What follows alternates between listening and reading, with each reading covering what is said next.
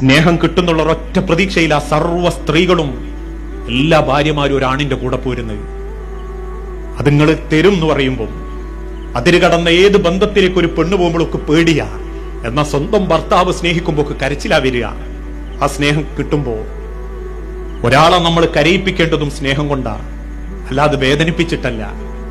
ഒരു ഭാര്യനെ സ്നേഹം കൊണ്ട് നിങ്ങളൊന്ന് കരയിപ്പിച്ചു നോക്കൂ, ആയുസ്സിൽ പിന്നീട് നമ്മളെ മറക്കൂല. അതുകൊണ്ട് 6 കൊല്ലം മാത്രം ഭർത്താവിന്റെ കൂടെ ജീവിച്ചൊരു പെണ്ണ് 3 പറക്കറ്റാത്ത മക്കളായി 24 കൊല്ലം മുൻപ് അയാൾ ബാക്കി വെച്ച് 24 കൊല്ലങ്ങൾക്ക് ശേഷം തന്റെ ഇളയ മോളെ കെട്ടിച്ചു വിട്ടപ്പം നാട്ടുകാർ ചോദിച്ചു, സുലൈഖ എനിക്ക് എവിടുന്ന് കിട്ടി ഇത്രക്ക് ധൈര്യം? അവള് തിരിച്ചു പറഞ്ഞു, 6 കൊല്ലേ ഞാൻ എന്റെ കാക്കന്റെ പരം ജീവിച്ചിട്ടുള്ളെങ്കിലും 600 കൊല്ലത്തെ സ്നേഹം ആ മനുഷ്യൻ എനിക്ക് തന്നിട്ടുണ്ട്.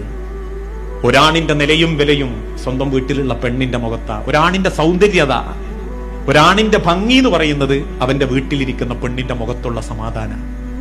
നമ്മൾ അടുത്ത് വന്ന് കിടക്കുമ്പം, നമ്മൾ കയറി ചെല്ലുമ്പം, നമ്മളൊരല്പമെങ്കിലും താമസിക്കുമ്പം അവളെ ഉള്ളു പെടയുന്നുണ്ടെങ്കിൽ അള്ളാഹു പറയാ, ആ നിമിഷങ്ങൾക്ക് പോലും ആണ് എന്റെ കൂലി അള്ള എഴുതുന്നുണ്ട്.